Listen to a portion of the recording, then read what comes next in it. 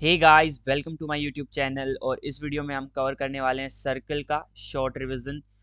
और short notes मैंने already बना लिए हैं, तो हम इन्हीं को पढ़ेंगे। तो देखो, सबसे पहला क्या होता है सर्कल के अंदर, कि सर्कल की डेफिनेशन देखते हैं हम। सर्कल जस्ट सेज कि हमारे पास एक फिक्स्ड पॉइंट से एक पॉइंट की डिस्टेंस जो होती है वो आपकी कांस्टेंट रहनी चाहिए। तो जो पॉइंट जो है उसका लोकस होता है वो सर्कल होता है। तो यहाँ से हमने डिस्टेंस फॉर्मूला लगाया एंड यहाँ से हम h को x में चेंज कर देते हैं एंड k को y में। तो हमें जो इक्वेशन मिलती है दैट इज सर्कल की इक्वेशन होती है। और a और b जो होता है वो सेंटर होता है, जो फिक्स पॉइंट होता है। और जो कांस्टेंट डिस्टेंस होती है वो रेडियस होता है सर्कल का। अब देखो, ये एक स्पेशल केस है, कह सकते हो स्पेशल केस है, बिकॉज इसका यूज जो है बहुत ज़्यादा बार होता है। व्हाट इट सेज कि अगर आपका सेंटर जो है 0,0 पे हो जाता है तो आपकी इक्वेशन जो है वो कुछ ऐसी बनती है, x square plus y square is equal to r square. ठीक है। इसके बाद देखो, अगर हम जनरल इक्वेशन की बात करें सर्कल की, तो वो आपको कुछ इस फॉर्म में दिखेगी। क्वाड्रेटिक दिखेगी आपको दो वेरिएबल एक्स और वाई के अंदर। देखो, x square plus y square plus 2gx plus 2fy plus c equal to 0। अब देखो, अगर हम इसको ऊपर वाली इस इक्वेशन से कंपेयर करें तो पहले हम इसको इसके जैसा बनाते हैं। एंड अब हमें यहाँ से देखो, हमने जो जो किया था दैट इज सेंटर जो होगा वो x के साथ जो होगा विद माइनस, तो x के साथ g है, with minus that is minus g। And उसका जो y कोऑर्डिनेट होगा दैट इज माइनस है। तो ये हमारा सेंटर होगा and radius will be this g square plus f square minus c का रूट। अब देखो, कुछ इंपॉर्टेंट चीजें जो आपको पता होनी चाहिए सर्कल की जो भी इक्वेशन होती है। That is first thing is कि एक्स वाई का जो कोफिशिएंट है वो आपका जीरो होगा, और एक्स स्क्वायर का जो कोफिशिएंट होगा वो इक्वल होगा वाई स्क्वायर के कोफिशिएंट के। क्वेश्चंस के अंदर आप ट्राई करें कि इसको आप वन बना के चलें अगर पॉसिबल है तो, नहीं तो जो है उसके साथ तो चलेंगे ही। बट अगर आप वन बना सकते हैं तो आपको, क्योंकि जो आगे इक्वेशंस आती हैं, जो फॉर्मूले आते हैं, बेसिकली उसमें हम वन के साथ ही रखते हैं इक्वेशन में कोफिशिएंट एक्स स्क्वायर और वाई स्क्वायर को। अब देखो, नेचर की बात करते हैं। हमने रेडियस निकाली थी, कितनी आई थी कि r is equal to root of g square plus f square minus c. अब देखो, अगर ये वैल्यू पॉजिटिव होती है तो हमारे पास रियल सर्कल आएगा जिसकी एक फाइनाइट रेडियस होगी जो कि इसका रूट हो जाएगी। व्हाट इफ अगर ये एग्जैक्ट जीरो हो जाता है, तो अगर ये एग्जैक्ट जीरो हो जाता है तो जो हमारे सेंटर के कोऑर्डिनेट आया था वहां पे जस्ट एक पॉइंट आएगा, दैट इज पॉइंट सर्कल होगा वो। उसकी रेडियस जो होगी वो जीरो होगी। लेकिन अगर ये नेगेटिव हो गया तो वो एक इमेजिनरी सर्कल होगा, क्योंकि ऐसा रियल ग्राफ पे ऐसा कोई सर्कल एग्जिस्ट नहीं करता। अब एक होती है डायमेट्रिक फॉर्म होती है सर्कल की, मतलब हम डायमेट्रिक फॉर्म में उसके इक्वेशंस को कैसे रिप्रेजेंट कर। तो देखो, मैंने क्या किया कि मेरे पास एक ए पॉइंट है फिक्स है, बी पॉइंट है फिक्स है, उसके कोऑर्डिनेट है मेरे पास ए की और बी के कोऑर्डिनेट है। अब मैंने कहा कि यहाँ से आपका जो आर्क जो मतलब एंगल बना रहा है दैट इज थीटा, आपका थीटा एंगल बना रहा है। माइट बी पॉसिबल कि थीटा ऊपर भी हो सकता है, दैट इज दिस वन, और हो सकता है ये वाला हो।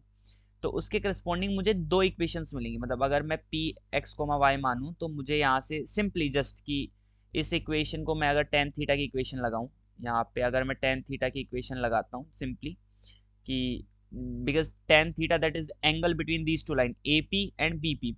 तो वहां से मुझे अगर मैं सोल्व करता हूँ तो मुझे ये इक्वेशन मिलती है। अब हमारे पास हम बात कर रहे थे डायमेट्रिक फॉर्म की, तो डायमेट्रिक फॉर्म देखो, ये हमने स्ट्रेट लाइन में भी बताया था, दैट इज कि अगर मेरे पास दो फिक्स पॉइंट है एंड कहा जाता है कि ये फिक्स पॉइंट, अगर लोकस बताओ जहाँ पे ये फिक्स पॉइंट 90 डिग्री का एंगल एक्सटेंड करते हैं, तो ए और बी जो पॉइंट बनते हैं these are the end point of diameter. ठीक है, हमारे पास ऐसी इक्वेशन आती है एंड ऐसा हमारे पास सर्कल बनता है if this is 90 degree and these A and B are end point of diameter, और ये पॉइंट पी है। तो उसके करस्पॉन्डिंग देखो थीटा कितना हो गया, थीटा हो गया 90 डिग्री। यहाँ पे मैंने थीटा रख दिया 90 डिग्री। अब 90 डिग्री अगर मैं रख देता हूँ, दैट इज ये जो लिखा है कि अगर ए बी डायमीटर है तो थीटा की वैल्यू 90 डिग्री हो जाएगी, और उसके करस्पॉन्डिंग मुझे ये इक्वेशन मिलेगी। अब देखो, इसको थोड़ा सा अगर ऑब्जर्व किया जाए तो ये एक क्वाड्रेटिक है एक्स के अंदर और ये एक क्वाड्रेटिक है वाई के अंदर।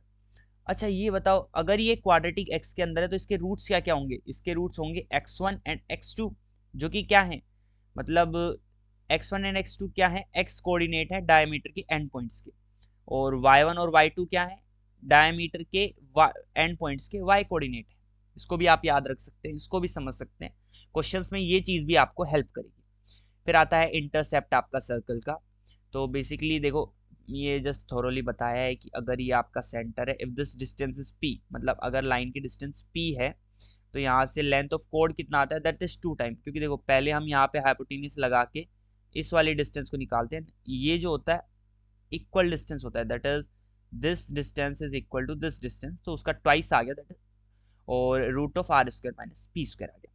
अब देखो एक्स इंटरसेप्ट क्या होता है, अगर एक सर्कल ऐसा है तो x1 0 पे आपको काट रहा है एंड x2 0 पे काट रहा है, तो हम इक्वेशन जो हमारे पास ऊपर आई थी उसमें हम y को सब्सटीट्यूट कर देंगे ना, we will get something like this. x में हमारे पास एक क्वाड्रेटिक होगी और मुझे बेसिकली निकालना क्या है, डिफरेंस ऑफ रूट्स, तो डिफरेंस ऑफ रूट्स हमारे पास root of g square minus c आ जाएगा। सिमिलरली अगर y इंटरसेप्ट निकालना है तो सेम x को 0 रखेंगे, y में क्वाड्रेटिक आएगा and we will get difference of root जो होगा वो आएगा root of f square minus c. अब थोड़ा सा मैं देखता हूँ, अच्छा basically this is g square minus c. तो देखो अगर जी स्क्वायर माइनस सी जो है दैट इज दिस थिंग, अगर जो रूट के अंदर जो चीज है अगर ये ग्रेटर देन 0 हो गया तो आपके पास जो ये आएगा नंबर जो भी आएगा दैट इज पॉजिटिव। तो इसका क्या मतलब है कि आपका जो x है वो आपको दो अलग अलग पॉइंट पे काटेगा, x एक्सिस पे जो सर्कल होगा वो x एक्सिस पे दो अलग अलग पॉइंट पे काटेगा। अगर लेकिन अगर मान लीजिए ये एग्जैक्ट 0 हो जाता है तो उसका मतलब है सिर्फ और सिर्फ x को ये टच करके जाएगा, लेकिन अगर लेस देन 0 हो जाता है तो उसका मतलब होगा कि या तो ये एक्स एक्सिस अगर ऐसा है, माइट भी मैं वाई एक्सिस को बनाने की नीड नहीं थी, तो या तो ये सर्कल पूरा एक्स एक्सिस के ऊपर होगा या एक्स एक्सिस के पूरा नीचे होगा। आप जो ये इस इक्वेशन थी इसके डी से चेक कर रहे हैं, डायरेक्टली कह सकते हैं कि आप डी से डायरेक्ट चेक कर रहे हैं तो भी आपको सेम चीज मिल रही है। अच्छा अगला जो टॉपिक आता है दैट सेज कि हो सकता है आपका सर्कल जो, अच्छा हाँ ये चीजें भी कि ये सेम आप वाई एक्सिस के लिए सोल्व कर सकते हो फॉर एफ स्क्वायर माइनस सी के लिए, ये सेम चीजें तीनों पॉइंट वापस आ जाएंगे, ठीक है। अगला टॉपिक था कि आपका जो सर्कल है या तो एक एक्सिस को टच करे या दोनों कोऑर्डिनेट एक्सिस को टच करे, तो उसके करस्पॉन्डिंग आप क्या कहेंगे। तो देखो मैंने सबसे पहले जो S1 जो सर्कल था मैंने उसको कहा कि यार वो तो एक्स एक्सिस को टच करता है, तो देखो इसका ये तो रेडियस है, अगर एक्स एक्सिस को टच कर रहा है देन दिस इज रेडियस, और अगर ये रेडियस है और इसका अगर मैं सेंटर का y कोऑर्डिनेट निकालूं तो that will be equal to radius, हो सकता है प्लस माइनस हो बट वो तो रेडियस होगा। तो उसके करस्पॉन्डिंग मैंने क्या कहा कि y कोऑर्डिनेट का जो मोड होगा, जो y कोऑर्डिनेट का जो डिस्टेंस होगा मतलब x एक्सिस जो डिस्टेंस होगा that will B radius, and उसके करस्पॉन्डिंग कुछ ऐसी इक्वेशन आ जाएगी। सेम अगर S2 के लिए कह दूंगा मैं, जस्ट वो y एक्सिस को टच कर रहा है तो उसमें यहाँ पे x आ जाएगा कि x कोऑर्डिनेट जो है वो रेडियस के इक्वल है। S3 के अंदर क्या है कि वो दोनों को टच कर रहा है, S3 जो है वो दोनों को टच कर रहा है, तो उसके करस्पॉन्डिंग क्या होगा कि x minus alpha square plus y minus alpha square is equal to alpha square. हाँ हो सकता है, देखो ये फर्स्ट क्वाड्रेंट में था तो यहाँ दोनों में अल्फा अल्फा मैंने पॉजिटिव लेके सोल्व किया है, आपके और किसी क्वाड्रेंट में हो सकता है तो अल्फा के करस्पॉन्डिंग आप प्लस माइनस यहाँ पे वेराई करवा सकते हो, गिवन कंडीशन के अकॉर्डिंग आपका चलेगा। अगले पे चलते हैं, देखो अगला कहता है पैरामेट्रिक फॉर्म क्या होती है सर्कल की। तो ये मैंने आपको बेसिकली समझाया है कि अगर एक सर्कल का सेंटर x1, y1 पे है, उसका पॉइंट P x, y पे है, तो ये थीटा एंगल के करस्पॉन्डिंग ये जो डिस्टेंस होगी ये y माइनस y1 होगी and this will B x minus x1 and sorry x minus x1 upon cos theta will be equal to y minus y1 upon sin theta and this is r। यहाँ से same solve करूँ मैं x1 minus यहाँ से आएगा, देखो x minus x1 जो आएगा that is r cos theta and y minus y1 will come out as r sin theta, and इन दोनों इक्वेशन को मैं स्क्वायर करके ऐड कर दूंगा तो मुझे इक्वेशन मिल जाएगी। अब देखो ये पॉइंट ये बेसिकली हो सकता है आपने नोट्स जब बनाए हों उस टाइम मिस कर दिया हो, तो उसके लिए मैं बता देता हूँ।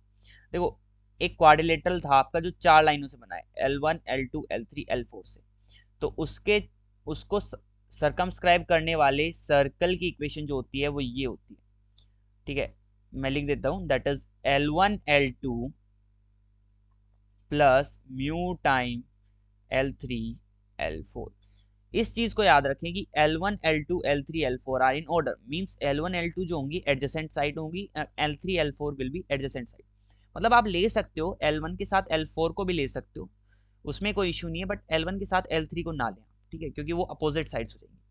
सेम कि आपका एक ट्राइंगल अगर L1 L2 L3 लाइन से बनता है तो उसको सरकमस्क्राइब करने वाला जो एक सर्कल होगा उसकी इक्वेशन कुछ ऐसी होगी now. Okay, so it will say something like this, L1 L2 plus यहाँ एक वेरिएबल आएगा दैट इज लैम्डा, एंड यहाँ आएगा एक lambda L2 L3 plus mu times L3 L1। अच्छा, अब ये चीज़ थी कि आप कहेंगे कि भैया हम लैम्डा और म्यू कहाँ से निकालेंगे। तो लैम्डा और म्यू के लिए हम देखो बेसिकली क्या करेंगे, देखो मैं यहाँ पे लिख देता हूँ। देखो आपको लैम्डा और म्यू निकालना है, तो सबसे बेसिक कंडीशन मैंने क्या बताई थी, सबसे ऊपर की आपको दो चीजों का ध्यान रखना है सर्कल की इक्वेशन के अंदर, that is coefficient of x y जो होगा वो 0 होगा, ये रखेंगे आप, एंड आप ये रखेंगे coefficient of x square is equal to coefficient of y square. तो आप ये इक्वेशन, दो इक्वेशन है मेरे पास और मेरे पास दो वेरिएबल थे that is lambda and mu, तो इस इक्वेशन में सोल्व कर देंगे आप, और इसके करस्पॉन्डिंग तो आपके पास बस एक वेरिएबल है, तो वहां से भी सोल्व कर।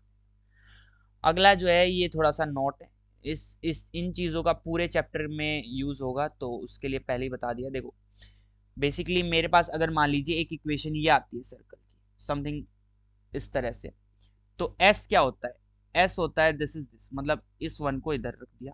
एस वन क्या होता है, एस वन सेज कि आप उसके अंदर किसी पॉइंट को सब्सटीट्यूट कर देते हैं, मतलब आपका पॉइंट कोई पी था that is x one comma y one उसके कोऑर्डिनेट थे, तो आप उसको सब्सटीट्यूट कर देते हैं उस इक्वेशन के अंदर, एंड वो टी टी के लिए आपको कुछ ऐसी इक्वेशन बनानी पड़ेगी। तो उसके लिए मैं पहले ही बता देता हूँ किस चीज़ को किस में चेंज किया जाता है। जहां भी आपको एक्स स्क्वायर दिखता है वहां आप एक्स इंटू एक्स वन, देखो ये जो सारी चीज़ें होती है ये किसी पॉइंट के करस्पॉन्डिंग लगाई जाती हैं, ये जो भी ऑपरेशन होते हैं। तो आपका जो पॉइंट होगा उसका coordinate x coordinate into x, y square को चेंज करेंगे उसका y coordinate into y, two times of x will be change into x plus x one. याद रखें अगर आपके पास अकेला एक्स है तो उसको कैसे चेंज करेंगे, x plus x one by two, simple. Same to y को चेंज करेंगे वाई प्लस वाई वन से, और टू एक्स वाई को चेंज करेंगे x y one plus y x one. इस चीज को ध्यान रखें, ठीक है, इतना जो है वो याद रह जाता है, ये याद नहीं रहता है तो इसको अलग से याद रखें, ध्यान रखें। फिर कहता है कि अगर हमारे पास देखो कोई गिवन पॉइंट है उसकी हम सर्कल के रिस्पेक्ट में पोजीशन निकालते हैं, मतलब कि वो पॉइंट अंदर है बाहर है कहाँ है या फिर सरकमफेरेंस पे। तो देखो सर्कल पे लाई करे उसके लिए क्या कंडीशन होगी कि उस पॉइंट को मैं सर्कल की इक्वेशन पे रखूं और 0 वैल्यू आ जाए, अंदर लाई करे उस पॉइंट की सर्कल में सर्कल की इक्वेशन में उसके कोऑर्डिनेट रखूं और मुझे लेस देन वैल्यू 0 मिल जाए, और बाहर के लिए क्या होगा कि उसकी इक्वेशन में सर्कल की इक्वेशन में उसकी मैंने वैल्यू रखी और वो मुझे ग्रेटर देन 0 मिल गया, दैट्स इजी।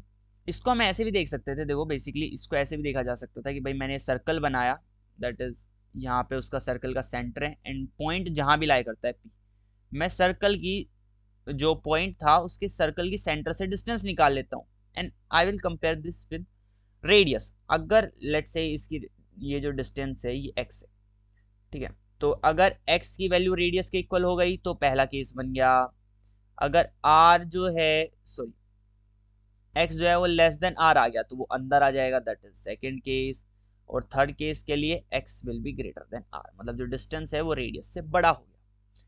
अगला जो टॉपिक है दैट सेज कि डिस्टेंस आपकी निकालनी है सर्कल से, मतलब देखो सर्कल अगर आपके पास एक कोई पॉइंट है, अगर आपको उसकी सर्कल से डिस्टेंस निकालनी है तो वो वेराई करती है, याद रखें वो वेराई करती है एक पूरी रेंज के अंदर, उस रेंज में वो कुछ भी हो सकती है।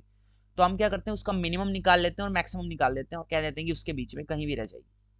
अगर देखो पॉइंट आपका बाहर लाई करता है तो उसकी देखो ये जो डिस्टेंस है दैट इज सेंटर से डिस्टेंस आपने निकाली ओपी, एंड उसमें से आपने घटा दिया दिस रेडियस आर, ये स्ट्रेट लाइन, तो ये जो होगी आपकी that is P B is the minimum distance, and P A जो होगा वो होगी मैक्सिमम डिस्टेंस। अच्छा अब पी ए क्या होगा, P A is equal to r plus O, ठीक है, ये आपके पास आ जाएगा। एंड अगर वो अंदर लाई करता है तो सेम आप निकाल लेंगे, यहाँ पे जस्ट मोड लगा देते तो दोनों केसेस जो थे वो सोल्व हो जाते, मैंने लेकिन अलग अलग करके समझाया भी है। अगर वो अंदर लाई करता है तो r minus O P is the minimum distance and r plus O P is the maximum distance, इसके बीच में आपका लाई कर जाएगा। मेरे कहने का क्या मतलब है, देखिए अगर आपके पास सर्कल पे ये पॉइंट है तो ये जो डिस्टेंस होगी that is this, let's say this is Q, तो जो ये क्यू पी डिस्टेंस होगी ये आपकी इसके बीच में लाई करेगी, सेम, ठीक है। अगला देखो अगला क्या कहता है कि लाइन और सर्कल में रिलेशन बताना है मुझे। तो मैंने लाइन मान लिया पहले L इक्वल टू 0, सर्कल मान लिया S इक्वल टू 0 और R उसकी मान ली मैंने रेडियस। ये चीज़ें मैंने मान ली क्योंकि बेसिकली आपको अगर जब इक्वेशन दी जाएगी तो आप ये चीज़ें ईजिली निकाल सकते हैं। ठीक है, इतना तो देगा ही आपको, L इक्वल टू 0 और सर्कल की इक्वेशन तो देगा ही, हो सकता है पूछ लिया जाए, बट स्टिल मान वो उसको आप मतलब वेरिएबल मान के आप उसको अज्यूम करके भी चीज़ों को सोल्व कर सकते हैं। ठीक है, अब देखो अगला क्या कहता है कि देखो P, और P क्या है, P is the perpendicular length from center to line. मतलब मैंने जो मेरे पास सेंटर गिवन था उससे मैंने परपेंडिकुलर लेंथ निकाल ली और उसको P नाम दे दिया। तो देखो ये मैंने पहले ही दिखा दिए तीनों केसेस कि अगर कोई लाइन सेंटर जाती है दैट इज डायमीटर, अगर कोई लाइन की जो डिस्टेंस है, देखो नीचे है उसके बारे में, ये सीकेंट होता है ऐसा, ये टेंजेंट होता है, एंड दिस इज कि ये टच ही नहीं कर रहा, कुछ भी जा रहा है बस बाहर से, इसको कोई लेना देना नहीं है। अगर परपेंडिकुलर डिस्टेंस r से ज्यादा है तो वो बाहर से निकल जाती है लाइन। अगर रेडियस के बराबर है तो वो टेंजेंट होगी, रेडियस से कम है बट पॉजिटिव नंबर है डिस्टेंस तो वो सीकेंट हो जाएगा, एंड इफ वो अगर जीरो ही हो जाता है तो डायमीटर हो जाती है लाइन आपकी। अब देखो जनरल मेथड क्या होता है, अगर आपको कोई इक्वेशन मतलब चेक करना है लाइन की, तो देखो मेरे पास मान लीजिए इक्वेशन कुछ ऐसी है, y is equal to m x plus c. अगर ऐसी है भी नहीं तो मैं बेसिकली करूंगा क्या कि उसमें y जो होगा उसकी वैल्यू निकाल लूंगा in the form of x, उसकी इक्वेशन निकाल लूंगा, y जो था इसको सब्सटीट्यूट कर दूंगा। हो सकता है आप x को भी सब्सटीट्यूट कर दें अगर आपको कुछ इजी लग रहा है तो, एंड आपके पास मान लीजिए मतलब मैं अगर ऐसा मान के चलूँ तो मुझे कुछ ऐसी इक्वेशन, व्हाट इट इज, ये एक क्वाड्रेटिक है x के अंदर। हो सकता है आपने मतलब x की वैल्यू को सब्सटीट्यूट किया in the form of y, तो हो सकता है आपको क्वाड्रेटिक y भी मिल जाए, इट डिपेंड्स। तो आपको जैसा यहाँ पे क्या है उसके अकॉर्डिंग अगर चलें तो आपको क्वाड्रेटिक मिला x में। अब ये जो इक्वेशन आई है क्वाड्रेटिक, अगर इसका d ग्रेटर देन 0 है, अगर इसका d ग्रेटर देन 0 है तो इसका मतलब है कि इसके दो डिस्टिंक्ट रूट्स हैं, दो डिस्टिंक्ट रूट्स हैं, मतलब लाइन और सर्कल दो अलग अलग पॉइंट पे काटा है, मतलब उसके उनके करस्पॉन्डिंग दो x की वैल्यूज आई है, मतलब दो y की वैल्यूज भी आ जाएंगी लाइन में सब्सटीट्यूट करोगे तो मतलब दो अलग अलग पॉइंट पे काटा है, इट मींस वो सीकेंट होगा। अगर d की वैल्यू 0 है मतलब एक ही रूट आया है, अगर एक ही रूट आया है मतलब एक ही x आया है, उसके करस्पॉन्डिंग एक ही y आएगा, तो इसका मतलब क्या हुआ कि वो टेंजेंट है। और अगर d लेस देन 0 है मतलब कभी काटा ही नहीं तो वो पड़ोस से निकल गया, कोई मतलब नहीं लाइन और सर्कल को एक दूसरे से। अगला अगला टॉपिक कहता है कि लेंथ ऑफ कोड बताइए आप। हमने जो सर्कल में कोड निकाली थी, अच्छा कोड जो थी उसकी लेंथ तो हम ऊपर से यूज करते हैं। देखो हमने क्या किया, हमने निकाली थी क्वाड्रेटिक एक्स के अंदर, क्वाड्रेटिक निकाल लिया एक्स के अंदर। अब मुझे ये बताओ क्या सेकंड और थर्ड केस के अंदर इसका कोई केस पॉसिबल है कि मैं कोड की लेंथ निकालूं, क्योंकि कोड तो होगा ही नहीं उसमें, तो इनके करस्पॉन्डिंग तो कुछ होगा नहीं। कोड कब आएगी, फर्स्ट केस के करस्पॉन्डिंग। अच्छा फर्स्ट केस में मुझे पता है रूट आया था, दो रूट आए थे, तो उन रूट में मैं क्या करता हूँ कि उनका x1 माइनस x2 मतलब मैं डिफरेंस ऑफ रूट्स निकाल लेता हूँ y के करस्पॉन्डिंग। देखो बेसिकली मुझे रूट्स तो दोनों ही निकालने होंगे। आप ऐसा भी कर सकते हो, देखो आपको सबसे पहले ये पता लगाना है कि क्या रियल रूट्स हैं या नहीं। अगर रियल रूट्स हैं तो आपको रियल रूट्स दोनों एग्जैक्ट निकालने की कोई नीड भी नहीं है, आप सीधा डिफरेंस निकाल सकते हो। ठीक है, आपने उनका डिफरेंस निकाल लिया, देन उसके बाद आप क्या कर सकते हो, आप ये निकाल रहे हो y1 माइनस y2। अच्छा आप ये कहोगे कि y1 x1 के निकाले कैसे, बिना निकाले कैसे होगा, तो y1 को आप सब्सटीट्यूट कर देना m times of x1 plus c, and y2 को सब्सटीट्यूट कर देना m times of x2 plus c. अब इनको सब्ट्रैक्ट करोगे तो c कट जाएगा आपका, and this will come out m times of x1 minus x2। And then आप डिस्टेंस फॉर्मूला लगा देना, that says x1 minus x2 का whole square plus y1 minus y2 का whole square and root of this. यहाँ पे आप निकाल दोगे length of this will be the length of कोड, एंड यहाँ से आपके पास ये होगा ही, और यहाँ पे ये वैल्यू रख दोगे सब्सटीट्यूट करके ना, तो आपको रिजल्ट मिल जाएगा। अब बात करते हैं हम टेंजेंट एंड नॉर्मल के बारे में। तो देखो टेंजेंट क्या होता है, tangent is nothing but the limiting condition, limiting case होता है आपका सीकेंट का, मतलब जस्ट छू के चला जाए आपको, सर्कल में तो बस इतना याद रखिए कि छू के चला गया। ठीक है, और नॉर्मल क्या होता है, नॉर्मल इज जस्ट कि आपका सेंटर से पास हो रहा है, एंड जो पॉइंट ऑफ टेंजेंसी था वहां से पास हो रहा है और सेंटर से पास हो रहा है, दैट विल बी नॉर्मल। मतलब नॉर्मल जो होता है परपेंडिकुलर टू द टेंजेंट होता है पॉइंट ऑफ टेंजेंसी पे, इतना याद रखें हम। केस यहाँ पे सर्कल में बनता ही ऐसा है कि वो सेंटर से पास हो रहा है, तो हमारे लिए इजी है चीज़ों को सोल्व करना उससे। अब देखो कंडीशन ऑफ टेंजेंसी क्या होती है, थोड़ा सा बड़ा कर देता हूँ। देखो अगर आपके पास एक लाइन है L इक्वल टू 0, ठीक है, उसने कहा कि वो आपकी टच करती है S circle S equal to 0, मतलब S इक्वल टू 0 के लिए टेंजेंट है। तो इसका क्या मतलब होगा कि अगर आप उस पर परपेंडिकुलर डालते हैं, इट मीन हमने ऊपर P सोल्व किया था, that will be equal to R। मतलब ये अगर आपका सर्कल है, ये आपका सेंटर है, एंड उसने कहा कि भाई ये जो लाइन है मुझे पता है टेंजेंट है दिखने में, हाउ विल, कि आप कैसे कहेंगे कि ये टेंजेंट है। तो आप क्या करेंगे, सेंटर से इसकी डिस्टेंस निकालेंगे परपेंडिकुलर, लेट्स से P, और P को कह देंगे कि P को शो कर देंगे R के इक्वल, तो आपकी टेंजेंट हो जाएगी। ठीक है, this is the only thing. अच्छा, आपको अगर पॉइंट ऑफ टेंजेंसी गिवन है उसके करस्पॉन्डिंग आपको टेंजेंट निकालने, तो उसकी इक्वेशन होती है T इक्वल टू 0, जो हमने T ऊपर निकालना सीखा था। तो जो T वाली इक्वेशन में जो x1 और y1 थे, वहां पे जो पॉइंट गिवन है उसके कोऑर्डिनेट्स निकाल देंगे, रख देंगे, और उस पॉइंट पे हम उसकी टेंजेंसी निकालें। अच्छा, थोड़ा सा इस चीज को भी ध्यान रखें कि क्या अगर वो पॉइंट सर्कल के अंदर या बाहर है, तो क्या हम टेंजेंट उस पॉइंट के करस्पॉन्डिंग निकाल सकते हैं, उससे जाने वाली टेंजेंट? नहीं, उस टाइम पे हम इस इक्वेशन से नहीं निकाल सकते। देखो अगर अंदर है तो निकाल ही नहीं सकते, बाहर है तो कुछ और तरीका निकालते हैं, बट अगर वो पॉइंट सर्कल के सरकमफेरेंस पे लाई करता है, तब भी हम इस इक्वेशन का यूज करके कैपिटल T इक्वल टू 0 से उसमें जो x1 y1 की जो वैल्यू थी वहां पे उसके कोऑर्डिनेट रख के इक्वेशन निकाल लेंगे। ठीक है, अगर उसके अलावा कोई और इक्वेशन आपको गिवन है तो आप जस्ट क्या करेंगे, इक्वेशन मान लेंगे टेंजेंट की अपने अकॉर्डिंग, और उस पर आप कंडीशन ऑफ टेंजेंसी लगा देंगे। मतलब इक्वेशन मान लेंगे कुछ y ax plus b y plus c equal to 0। अब देखो इसमें वेरिएबल कम करने के लिए इसको सीधा y equal to m x plus c भी मान सकते हो। अगर आपको कुछ और कंडीशन गिवन है तो आप ऐसी ही मान लीजिए कि ये इक्वेशन है टेंजेंट की है, उस पर फिर कंडीशन लगा देंगे टेंजेंसी की, या कुछ और कंडीशन आपको गिवन है तो। अगर देखिए अगला क्या कहते हैं कि आपको स्लोप फॉर्म गिवन है y equal to m x plus c, और दिस इज y, सर्कल जो है वो है y square x square plus y square is equal to a square. अब उसने कहा कि बताओ कंडीशन ऑफ टेंजेंसी क्या होगी। कंडीशन ऑफ टेंजेंसी होगी दैट इज ये c square is equal to a square 1 plus m square. ठीक है, ये याद रखें आप इस चीज को। बेसिकली निकालना तो चीजों को आसान होता है, बट आप याद रखें। ठीक है उसके बाद देखो नॉर्मल क्या होता है। नॉर्मल जो होता है वो परपेंडिकुलर होगा टेंजेंट के, और पॉइंट ऑफ टेंजेंसी से जाएगा, तो उसकी स्लोप क्या हो गई, -1 अपॉन स्लोप ऑफ टेंजेंट, और पास कहाँ से करेगा, सेंटर से। ठीक है, ये भी याद रखें नॉर्मल की यहाँ पे।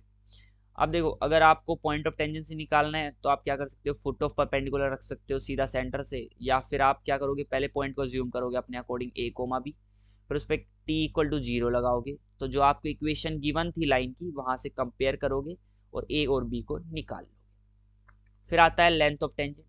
लेंथ ऑफ टेंजेंट होता है l equal to root of s1, मतलब आप पॉइंट s के अंदर पॉइंट को रख दें, उसका रूट निकाल लें, वो आपके पास लेंथ ऑफ टेंजेंट आ जाता है। ये ए से लेके पी की डिस्टेंस, ये आपका पॉइंट पी था, मतलब पी के कोऑर्डिनेट आप यहाँ पे रख देंगे और फिर रूट निकाल। अब देखो कुछ पॉइंट हैं ये आपको याद रखने हैं, मैं मोटा मोटी बता देता हूँ। देखो area of quadrilateral P A O B. अच्छा ये डायग्राम देखो कैसा है कि आपने क्या किया, दैट यहाँ पे है आपका, ये आपका बी है and this is O, O is the center. अगर आपको इसका एरिया निकालना है तो आप कैसे निकालेंगे, आप बेसिकली दो ट्राइंगल बना लेंगे। एक तो ये जो दो ट्राइंगल होंगे ये कॉन्करेंट होंगे, तो उसके करस्पॉन्डिंग आप एक का भी एरिया निकालेंगे तो भी आ जाएगा। अच्छा ये लेंथ एल थी, दिस इज आर, तो पहले इसका एरिया निकाला आपने एंड उसमें इसका एरिया ऐड कर दिया, जो कि सेम था तो डबल कर दिया ऊपर वाले का एरिया, एंड वहां से आपको आर इंटू एल आ गया। अगला कहता है कि कोड की लेंथ क्या होगी। कोड की लेंथ मीन्स ए बी, कोड की लेंथ मीन्स ए बी क्या होगी, तो ए बी आप यहाँ से निकालेंगे। देखो दिस इज ए बी, पहले आप थीटा कैलकुलेट करेंगे। ठीक है, इसने यहाँ इस वाले एंगल को थीटा माना है, वहां से आप थीटा के करस्पॉन्डिंग कैलकुलेशन निकालेंगे, ए पी की वैल्यू यहाँ से आपके पास ही आ जाएगी। फिर कहता है कि आपको बताओ area of P A B, that is this P A B क्या होगा, तो वो इसका डबल हो जाएगा, इस वाले का डबल हो जाएगा, ऐसे भी निकाल सकते हो। या फिर आपके पास कोई और तरीका है तो उससे भी निकाल सकते हो। बेसिकली आपके पास ये आ जाएगा। ये कैलकुलेशंस हैं जिनको सोल्व करने की नीड नहीं है अभी, लेकिन एग्जाम्स में जरूरी नहीं है आप इन चीज़ों को याद रखें, बट अगर आपको पता है कि कैसे सोल्व करना है तो चिल है, कोई इशू नहीं है अगर आपको पता है तो, नहीं तो आपको फिर याद करना पड़ेगा। ये सेम आपको एंगल निकालना है टेंजेंट के बीच में क्या होता है, ठीक है, इनको छोड़ो।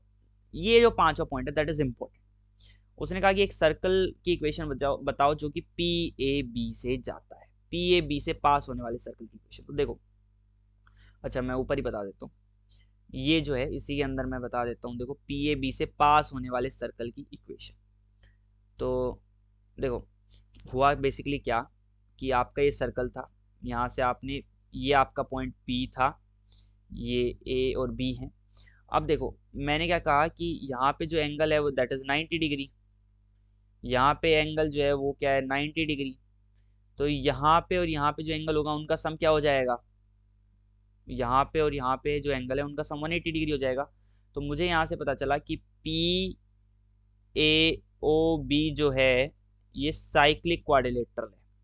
ये क्या है, एक साइक्लिक क्वाड्रिलेटरल है। तो जो सर्कल पी ए बी से जाएगा वो पी ए ओ बी से भी जाएगा। एंड एक पॉइंट और याद रखे, देखो सबसे इंपॉर्टेंट पॉइंट है ये कि जो पी ए ओ बी से जा रहा है उसका ओ पी जो होगा ये डायामीटर होगा। ओ पी क्या होगा, डायामीटर होगा। तो ओ पी डायामीटर होगा, पी के कोऑर्डिनेट आपको पता ही है, आपको ओ के भी कोऑर्डिनेट पता है, तो आप सिंपली डायमीटर वाले डायमेट्रिक फॉर्म से सीधे इक्वेशन लगा सकते हैं, दैट इज दिस। ये याद रखें इस चीज को, इसलिए मैंने कहा ये मोस्ट इंपॉर्टेंट है। बाकी ऊपर वाले जो पॉइंट्स हैं उनको तो आप सोल्व करना भी अगर आपको आता है तो आप कर लेंगे। फिर देखो फिर आपके पास एक डेफिनेशन आती है दैट सेज कि power of a point, power of a point क्या होता है, square of length of tangent from point P, वो क्या कहलाती है, power of point, that is P T square को आप पावर ऑफ पॉइंट कहते हैं। पावर ऑफ पॉइंट को आपने बेसिकली, अच्छा ये प्रॉपर्टीज मैंने यहाँ पे बताई नहीं है, हाँ ये वाला दैट इज, देखो आपने एक पॉइंट बाहर लिया पी, उससे आपने टेंजेंट डाली एंड उसकी जो डिस्टेंस था उसका स्क्वायर किया, P T square, that is this is P T square. वो इक्वल आएगा अगर आपका ये, इससे मैं सीकेंड ड्रॉ करता हूँ और वो दो पॉइंट ए और बी पे काटता है, तो P to A into P to B के इक्वल आएगा, ठीक है, तो पी टी स्क्वायर आ जाएगा। अच्छा एक चीज ये भी है कि पावर ऑफ पॉइंट जो है वो पॉजिटिव भी हो सकता है, जीरो भी हो सकता है, नेगेटिव भी हो सकता है। पॉजिटिव कब होगा, जब आपका आउटसाइड होगा, अगर ऑन लाई करता है तो भाई जीरो हो गया ऑब्वियसली, और अगर अंदर लाई करता है तो वो क्या हो जाएगा, नेगेटिव हो जाएगा। याद रखें अंदर होगा तो नेगेटिव होगा, इस चीज का यूज हम आगे करने वाले हैं, ठीक है, इस चीज का आगे यूज होगा, मैं वहां पे आपको बता दूंगा कि अगर अंदर होता है तो उसकी पावर जो होती है नेगेटिव होता है, दैट मीन्स की पीटी की जो वैल्यू होती है वो नेगेटिव होती है, ठीक है, ओके। तो आगे कंटिन्यू करते हैं। Director circle, what director circle is की locus of intersection of two perpendicular tangents, दो परपेंडिकुलर टेंजेंट ली, उनका जो लोकस आएगा वो लोकस आपका डायरेक्टर सर्कल कहलाता है। ये डेफिनेशन हमेशा सेम रहेगी, बट इक्वेशन जो होती है वो हर कर्व के लिए चेंज हो जाती है। सर्कल के लिए बेसिकली जो डायरेक्टर सर्कल होता है वो एक सर्कल ही होता है, और उसका जो सेंटर होता है वो सेम रहता है आपका जो सर्कल था उसके सेंटर के सेंटर जो होगा वो सेम होगा, रेडियस जो होगी वो √2 टाइम्स मल्टीप्लाई हो जाएगी, दैट्स इट। अगला जो टॉपिक है that says code with mid point is given. आपको क्या कहा कि आपके पास ये सर्कल है, अब सर्कल में आपके पास सेंटर भी है जो भी है, आपने आपको एक पॉइंट दे दिया अंदर, आपको एक अंदर पॉइंट पी गिवन है। अब उसने कहा कि इस पी पॉइंट से जाने वाली एक ऐसी कोड बताओ जिसका पी पॉइंट जो है वो मिड पॉइंट है, मतलब मैंने ऐसे कुछ ड्रॉ किया एंड पी जो पॉइंट है इस कोड का मिड पॉइंट होना चाहिए। तो उसकी इक्वेशन इस इक्वेशन से आ जाएगी, T is equal to S1 से, आपको पता है टी क्या है एस क्या है, और यहाँ हाँ यहाँ वैल्यू पी पॉइंट की यहाँ पे सब्सटीट्यूट करेंगे इसके कोऑर्डिनेट्स। कुछ दो चीजें जो आपको नोट के रूप में याद रखने हैं, दैट इज शॉर्टेस्ट कोड of a circle passing through point M, M point, अच्छा यहाँ पी नहीं मैंने एम पॉइंट माना था, तो यहाँ एम पॉइंट से जाने वाली जो सबसे छोटी कोड होगी वो वही कोड होगी जब एम पॉइंट को मैं मिड पॉइंट मानूंगा, दैट इज दिस पॉइंट। और फिर कहता है कोड passing through point M inside the circle which is at maximum distance. ये भी याद रखिए कि ये जो कोड होगी ये सेंटर से मैक्सिमम डिस्टेंस पे होगी, ठीक है। तो इसकी दो खास बातें, पहली क्या खास बात है कि इसकी खुद की तो सबसे छोटी लेंथ होगी, और दूसरी क्या खास बात है कि ये मैक्सिमम डिस्टेंस भी होगी। फिर कहता है कि आपकी लेंथ क्या आएगी कोड की, तो that is 2 times of minus root of -s1। आपने देखा ना कि इस अंदर वाले पॉइंट की पावर जो होती है वो नेगेटिव होती है।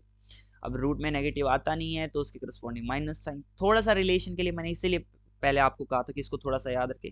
चीज़ें थोड़ी बहुत कोरिलेट करती हैं, थोड़ी बहुत तो नहीं, सारी चीज़ें कोरिलेट करती हैं, बट यहाँ पे तो आपको थोड़ा बहुत, अगर आपको सिर्फ फॉर्मूले याद करने हैं तो आपको थोड़ा सा याद रहे कि हाँ यहाँ से चीज़ें कोरिलेट करती हैं, दैट्स इनफ। अगला देखो, अगला कहता है कि अब मुझे अगर मिड पॉइंट फाइंड करना है किसी कोड का, तो कैसे फाइंड करूंगा। क्या कर सकता हूँ, सेंटर से परपेंडिकुलर डाल दूंगा, उसका फुट ऑफ परपेंडिकुलर जो होगा वो आ जाएगा सीधा मिड पॉइंट। या फिर पहले पॉइंट मान लूंगा पी x1 कोमा y1, उसके करस्पॉन्डिंग इक्वेशन लगा दूंगा, और फिर दो जो इक्वेशन थी जो पहले गिवन थी और जो मेरी निकल के आई है उनको कंपेयर कर दूंगा और x1 कोमा y1 की वैल्यू निकाल लूंगा। फिर आता है अगला जो टॉपिक है वो है code of contact. Code of contact क्या होता है, देखो बेसिकली मैंने एक पॉइंट लिया p x1 कोमा y1 बाहर, सर्कल के बाहर, उससे मैंने क्या किया, दो टेंजेंट डाल दी। अगर एक, हाँ ये चीज याद रखें, अगर एक पॉइंट आपका बाहर लाई करता है तो उससे दो टेंजेंट जाएंगी। सर्कल पे, किसी फिक्स सर्कल पे अगर एक पॉइंट बाहर है तो उससे दो टेंजेंट जाएंगी। अब उन दो टेंजेंट को मान लीजिए वो ए और बी पॉइंट पे टेंजेंट है, उनसे पास होने वाली जो कोड होगी सर्कल की, उसको हम कहते हैं कोड of contact with respect to that particular point, जो हमारा बाहर वाला पॉइंट था। उसकी इक्वेशन जो होती है वो होती है कैपिटल टी इक्वल टू 0 से, याद रखेंगे, ठीक है। यहाँ पे अगर इस पॉइंट में ये वाले जो कोऑर्डिनेट्स हैं यहाँ इसमें सब्स्टिट्यूट कर दोगे तो आपको इक्वेशन ऑफ ए बी मिल जाएगी। अगला आता है पेयर ऑफ टेंजेंट्स। अब बताओ भाई, मैंने तो क्या किया कि ए बी के करस्पॉन्डिंग इक्वेशन निकाल ली, अब मुझे पी ए और पी बी के करस्पॉन्डिंग इक्वेशन निकालनी है, तो मैं क्या करूंगा, उसका सीधा सीधा तरीका होता है, कंबाइन इक्वेशन मेरे पास दोनों की होती है, s into S one is equal to T square. इनको सोल्व करेंगे आपको दो इक्वेशन मिल जाएंगी लाइंस की, और वो जो दोनों इक्वेशन होंगी वो पी ए और पी बी के करस्पॉन्डिंग होंगी, ठीक है। फिर आती है अगला जो टॉपिक है, that says family of circle, circle का परिवार। तो सर्कल की फैमिली निकालने के लिए आपको अलग अलग तरीके के पॉइंट्स गिवन हो सकते हैं, आपको अलग अलग कंडीशंस गिवन हो सकती हैं। तो सबसे पहली कंडीशन, आपको एक सर्कल S1 गिवन है और एक आपको सर्कल S2 गिवन है, तो अब आप कैसे निकालेंगे कि फैमिली ऑफ सर्कल क्या होगा। तो फैमिली ऑफ सर्कल इस टाइम पे, इस कंडीशन में क्या होगा, फैमिली ऑफ सर्कल जो होगा वो सर्कल होंगे जो कि S1 और S2 के पॉइंट ऑफ इंटरसेक्शन से जा रहे हैं। जो S1 S2 का ये पॉइंट ऑफ इंटरसेक्शन है और ये पॉइंट ऑफ इंटरसेक्शन है, इनसे जाने वाले सर्कल की जो इक्वेशन होगी वो कहलाएगी फैमिली ऑफ सर्कल यहाँ पे, एंड उसकी इक्वेशन हम यहाँ से निकालेंगे, ठीक है। इसको सोल्व करोगे आपके पास आ जाएगा पूरा परिवार आ जाएगा सर्कल का, बट इस चीज़ को ध्यान रखिए कि लैम्बडा की वैल्यू -1 नहीं होगी। अच्छा -1 क्यों नहीं होगी, अगर आप -1 रख देंगे तो एक्स स्क्वायर और वाई स्क्वायर के कोफिशिएंट जो है वो कट जाएंगे, वो आपके कट जाएंगे। तो इस चीज़ को एक यहाँ पे भी याद रखना कि -1 वाला केस जो होता है वो हम आगे भी पढ़ेंगे, ठीक है, वो केस जो है हम आगे भी पढ़ेंगे। थोड़ा सा इस चीज़ का भी ध्यान रखें, एक छोटी सी चीज़ इस चीज़ का भी जिसका ध्यान रखना है आपको, जितना पॉसिबल है सभी केसेस में एक्स स्क्वायर और वाई स्क्वायर के कोफिशिएंट को आप 1 बना के चलें, आपको बहुत चीज़ें जो होंगी फॉर्मूले में सब में रखने में आसानी होगी, नहीं तो चीज़ें आपके लिए टिपिकल होती चली जाएंगी। अगला, अगर आपके पास एक circle S equal to 0 given है, एक line L equal to 0 given है, जहां पे लाइन ने सर्कल को काटा, इस सर्कल ने लाइन को काटा, उन दो पॉइंट से जाने वाले सर्कल का की फैमिली इस इक्वेशन आपकी होगी, that is S plus lambda L equal to 0। कोई ना कोई आपको और चीज गिवन होगी जिससे आप लैम्डा की वैल्यू निकाल लें। अब कहता है कि दो पॉइंट से जाने वाला सर्कल, उसने कहा दो पॉइंट, आपको दो पॉइंट फिक्स कर दिए, बस खत्म कहानी, बोले अब दो पॉइंट दे दिया, अब बता दो दो पॉइंट आपके x1 y1 और x2 y2 और इनसे जाने वाली सर्कल्स की इक्वेशंस बताओ। तो देखो this is nothing but extended version है आपके सेकंड केस का। कैसे है, देखो दो पॉइंट है तो मैं लाइन निकाल सकता हूँ ना, निकाल सकता हूँ, लाइन को तो मैं ऐसे निकाल सकता हूँ, बिल्कुल निकाल सकता हूँ, और सर्कल भी निकाल सकता हूँ दो पॉइंट से जाने वाला। कैसे निकालूंगा, उन दोनों पॉइंट को मैं डायमीटर के एंड पॉइंट्स मान लूंगा और वहां से एक सर्कल मान लूंगा, वो वहां से सर्कल की इक्वेशन, अच्छा यहाँ 0 भी होगा ना, हाँ ये रही सर्कल की इक्वेशन, ये रही लाइन की इक्वेशन, मैंने दोनों मान ली अपने अकॉर्डिंग निकाल ली और वहां से पूरा फैमिली आ गया। अच्छा, अब कहा कि भाई एक ऐसा बताओ कि आपके पास एक line l equal to zero है, दैट्स समथिंग लाइक दिस, और इसके इस पॉइंट P पे ये l इक्वल टू जीरो है, इसके इस पॉइंट P से टच करने वाला समथिंग लाइक दिस, यहाँ से ऐसे उन सर्कल की इक्वेशंस बताओ। तो देखो मैं क्या मान लूंगा, P पे एक पॉइंट सर्कल मान लूंगा जिसकी रेडियस जो होगी जीरो होगी, तो सर्कल आ गया आपका कुछ ऐसा, simply s plus lambda l equal to zero. वही कंडीशन सेकंड वाले का ही एक आपका एक्सटेंडेड वर्जन है। उसके बाद देखो अगला जो टॉपिक आता है वो है हमारा कॉमन टेंजेंट्स का। कॉमन टेंजेंट्स का अगर मेरे पास ये सर्कल है C1, वो इसका सेंटर है C1, that this is S1 और दिस इज S2, इसका C1 सेंटर, इसका C2 centre, R1 radius, R2 radius. तो देखो ये जो है, ये वाली रेखा और ये वाली रेखा, ये आपके डायरेक्ट कॉमन टेंजेंट, और ये वाली और ये वाली ये आपकी ट्रांसवर्स कॉमन टेंजेंट। मतलब देखो सर्कल के एक ही साइड से गई, मतलब आप ऐसे भी सॉरी ऐसे याद रखें कि दोनों सर्कल आपके टेंजेंट के एक ही साइड लाई करते हैं, दोनों सर्कल टेंजेंट के एक ही साइड लाई करते हैं, that is direct common tangent. यहाँ पे लिखा होगा, नहीं लिखा तो ठीक है बता देते हैं, नहीं लिखा तो तभी बता रहे हैं कि डायरेक्ट कॉमन टेंजेंट क्या होगा कि जो दोनों सर्कल हैं वो आपके टेंजेंट के एक ही साइड लाई करते हैं। ट्रांसवर्स में क्या होगा, एक अलग और एक अलग, मतलब दोनों अपोजिट साइड लाई करते हैं। अच्छा आप निकालोगे कैसे, अगर आपको कि आपको इक्वेशन दे दी, अब कहा जाए कि ये डीसीटी है या टीसीटी है, डायरेक्ट कॉमन टेंजेंट है या ट्रांसफर कॉमन टेंजेंट है, तो आप सेंटर की इक्वेशन रख दोगे, उसके करस्पॉन्डिंग आप निकाल लोगे कि साइन अगर अपोजिट आता है तो वो टीसीटी है और अगर सेम आता है तो वो डीसीटी।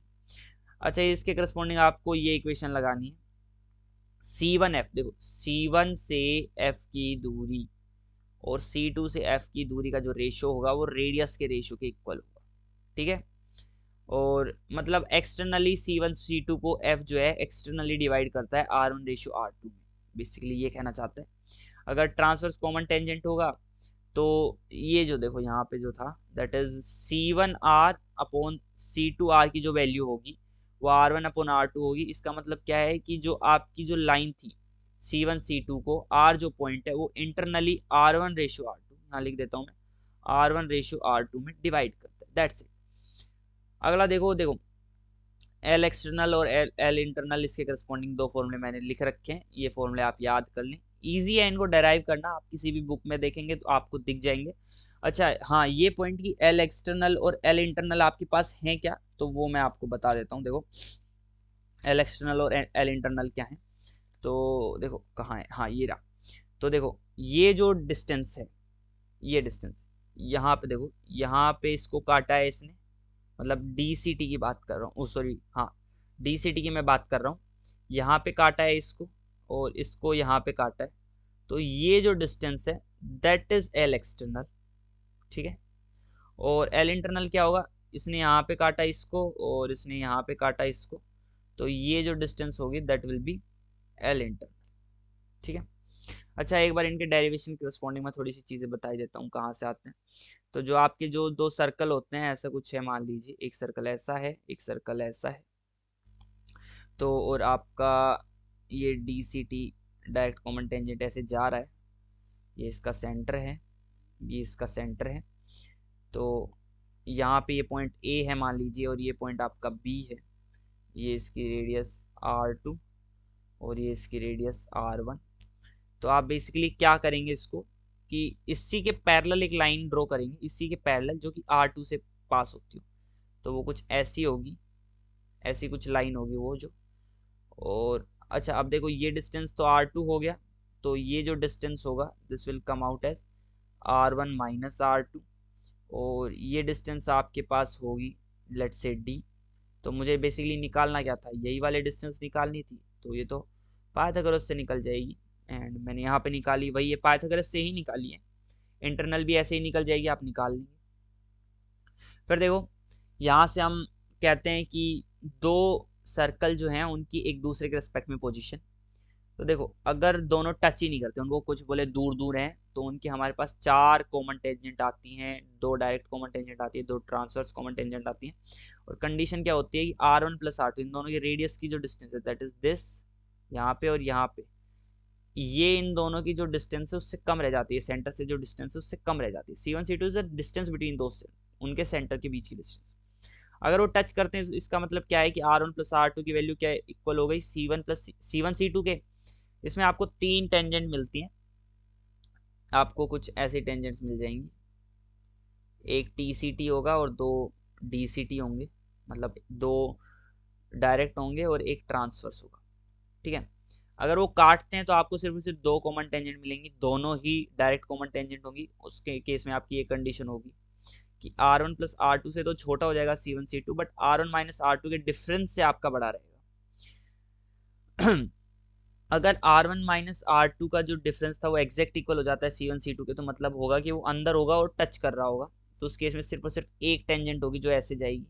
और अगर कुछ कोई सर्कल अगर एकदम ही बिल्कुल अंदर ही चला गया, तो उस केस में ये कंडीशन बन जाती है, दैट इज C1 C2 जो होता है डिस्टेंस बिटवीन उनके सेंटर, वो आपकी कम हो जाती है, उनका डिफरेंस बिटवीन उनकी रेडियस, और आपको कोई भी कॉमन टेंजेंट उस केस में नहीं मिलेगी। अगला जो टॉपिक आता है वो आता है हमारे पास रेडियल एक्सिस का।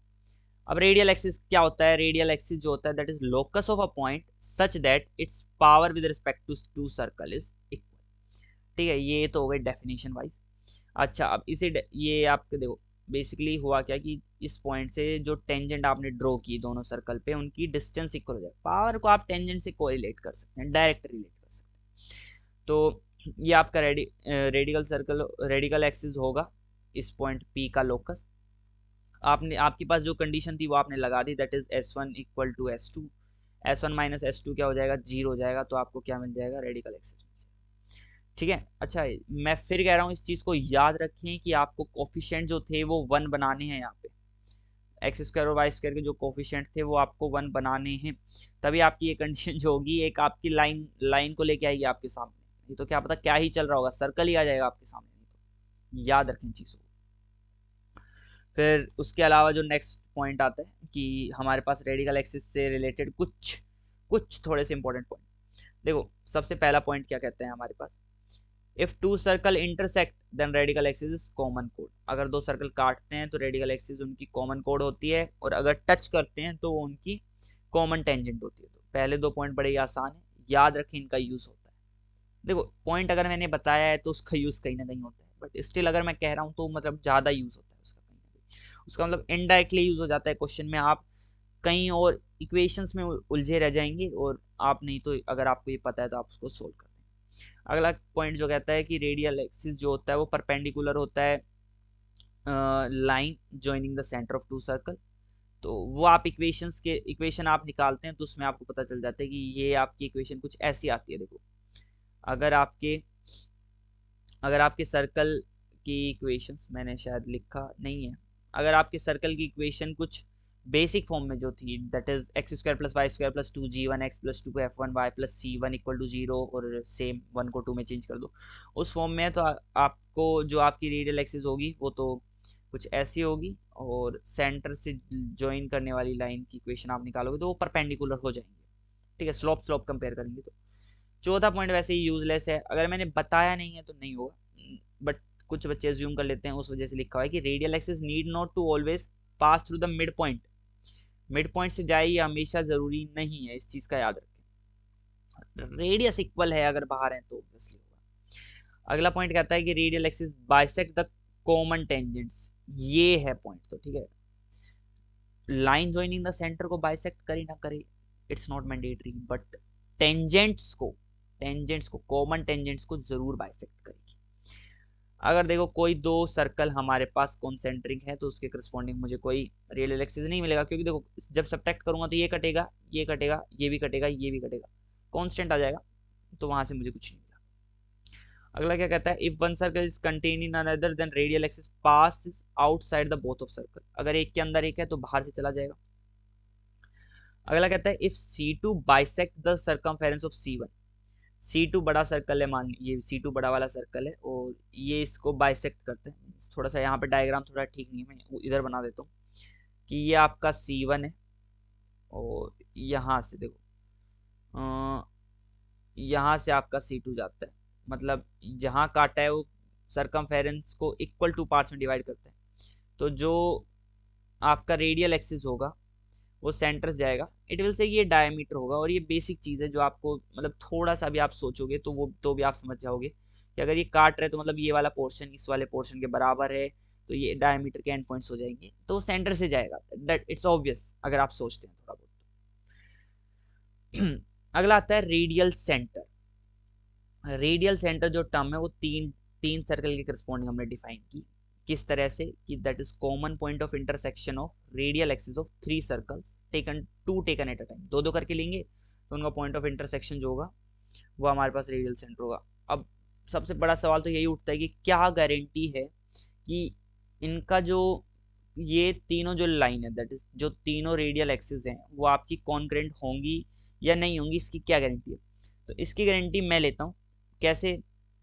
देखो भाई, मैंने S1 S2 S2 S3 और S3 S1 के रेडियल एक्सिस निकाले। ठीक है, बेसिक जो सर्कल हम की इक्वेशंस मान के मैंने निकाले।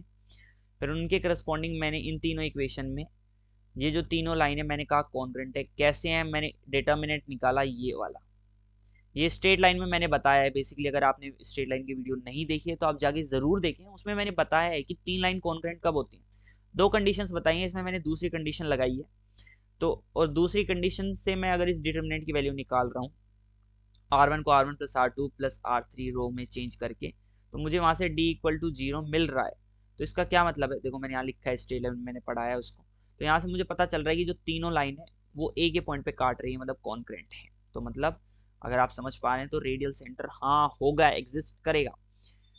अगला कहता है कि हाँ किन्हीं भी दो दो रेडियल एक्सिस को अगर आप सोल्व करेंगे तो आपको जो पॉइंट मिलेगा it will be radial centre होगा वो आपका। अगला आता है, अगला जो आपका टॉपिक है that says coaxial system of circle. अब ये होता क्या है? कोएक्सियल सिस्टम ऑफ सर्कल जो होता है वो एक सिस्टम ऑफ सर्कल होता है जिसके अंदर every two of which have same radial axis. हर दो के प्रति आपको सेम रेडियल एक्सिस मिलेगी। आप किन्हीं भी दो सर्कल को लेंगे उनके करस्पॉन्डिंग सेम रेडियल एक्सिस मिलेगी। ये कब पॉसिबल होगा? जब आपके फिक्स दो पॉइंट से आपके सर्कल जा रहे होंगे। फैमिली ऑफ सर्कल अगर आपको याद है, और मैंने ऊपर अब भी बताया कि आपकी जो कोड होती है, जो कॉमन कोड होती है वो आपकी रेडियल एक्सिस होती है। और ये पहला पॉइंट है, और दूसरा पॉइंट कॉमन टेंजेंट वाला, उसके करस्पॉन्डिंग आप अगर फैमिली ऑफ सर्कल निकालोगे तो वो कोएक्सियल सिस्टम ऑफ सर्कल बन जाएगा। अगला टॉपिक जो है बहुत इंपॉर्टेंट टॉपिक है दैट सेज कि angle between line and circle. Line और सर्कल के बीच का एंगल क्या होता है? तो देखो यहाँ पे ये वाली लाइन है, ये वाली लाइन याद रखें। तो जहाँ पे इसने सर्कल को काटा वहां पे मैंने टेंजेंट ड्रॉ की, और उसके और टेंजेंट के बीच का जो एंगल है वो हमारे पास कहलाता है angle between line and circle. उसके करस्पॉन्डिंग में यहाँ से ये अगर देखो यहाँ पे ये एंगल जो होगा ये नॉर्मल है तो ये 90 होगा, ये 90 माइनस थीटा होगा, ये अगेन थीटा हो गया। उसमें कंडीशन लगाई तो कोस थीटा की वैल्यू P बाय R आ गया। P is nothing but perpendicular distance of line from the circle वो सेंटर। अब देखो इसके करस्पॉन्डिंग मैंने तीन पॉइंट निकाले कि अगर आपका कोई कॉमन पॉइंट है ही नहीं तो थीटा आपका अनडिफाइंड हो जाएगा। क्योंकि देखो थीटा अनडिफाइंड कैसे हो जाएगा? आपकी जो पी की जो वैल्यू थी वो ग्रेटर देन आ जाएगी, तो उसमें आप थीटा को डिफाइन नहीं कर सकते कोस थीटा के करस्पॉन्ड। अगर टच करती है तो थीटा इक्वल टू क्या आ जाएगा? 0 आ जाएगा। क्यों आ जाएगा? पी की वैल्यू क्या हो गई? आर हो गई। तो यहाँ से कोस थीटा की वैल्यू क्या आ जाएगी? 1 आ जाएगी। उसके करस्पॉन्डिंग थीटा क्या आ जाएगा? 0 डिग्री आ जाएगा। अगर आपकी लाइन जो है सेंटर से ही पास होती है तो पी की वैल्यू क्या हो गई? 0 हो गई। तो कोस थीटा की वैल्यू क्या हो गई? 0 हो गई। थीटा क्या आ गया? 90 डिग्री आ गया। अब पूछा जाए कि आपको बताना है एंगल बिटवीन टू सर्कल, दो सर्कल के बीच में क्या एंगल होगा, तो उसके लिए आप क्या करेंगे कि देखो आप निकालेंगे जहां पे भी वो सर्कल टकराए हैं, जहां पे भी वो सर्कल टकराए हैं वहां पे आप दोनों पे टेंजेंट ड्रॉ कर देंगे और उनके बीच का एंगल निकाल लेंगे। ये तो हो गई डेफिनेशन। बट अगर मैं कहूँ कि टेंजेंट या फिर मैं नॉर्मल के बीच का एंगल निकालूं, क्योंकि वो सेम ही रहेगा, क्योंकि दोनों के मैंने परपेंडिकुलर लिया, तो 90 का जो चेंज था वो कट जाएगा एंड वहां से मुझे जो रिजल्ट होगा वो सेम मिलेगा। तो मैं नॉर्मल के बीच का एंगल निकाल लेता हूँ और वो यहाँ से देखो, ये अगर ये थीटा है, this is R1, this is R2, radius R1 R2 है, डिस्टेंस D है सेंटर की। तो कोस थीटा का कोसाइन फॉर्मूला मैंने लगाया और मुझे यहाँ से ही मिल गया, that is cos theta equal to R1 square plus R2 square minus D square upon 2 R1 R2। अब देखो, अब आता है बहुत important topic that says orthogonality of two circles. मतलब दो सर्कल के बीच का एंगल 90 डिग्री है। 90 डिग्री है तो यहाँ पे मैं रखूंगा थीटा 90, इसका मतलब cos 90 की वैल्यू क्या होती है, 0 होती है। अगर इसकी वैल्यू 0 होगी तो यहाँ से मुझे क्या कंडीशन मिलेगी, cos थीटा अगर 0 है तो r1² प्लस r2² की वैल्यू क्या हो जाएगी, d²।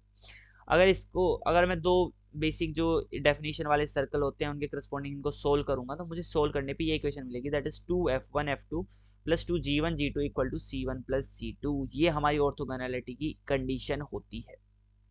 अब देखो थोड़े से नोट है। पहला क्या कहता है, अगर दो सर्कल जो हैं एक दूसरे को ऑर्थोगोनली कट करते हैं तो इसका क्या मतलब है कि नॉर्मल, एक की नॉर्मल दूसरे की टेंजेंट होगी। क्या होगी, एक की नॉर्मल दूसरे की क्या होगी, टेंजेंट होगी। क्यों, क्योंकि देखो ऊपर देखो यहाँ पे जो ये थीटा था ये क्या हो गया, 90 डिग्री हो गया। अच्छा, और एक के इसके करस्पॉन्डिंग ये क्या गई थी, नॉर्मल। तो इसके परपेंडिकुलर तो क्या जाती है, टेंजेंट जाती है, बट वो इसकी क्या थी, नॉर्मल। तो एक की टेंजेंट क्या हो गई, दूसरे की नॉर्मल हो गई। ठीक है। अगला क्या कहता है, locus of center of circle which cut two given circle S1 and S2 orthogonally is radial axis.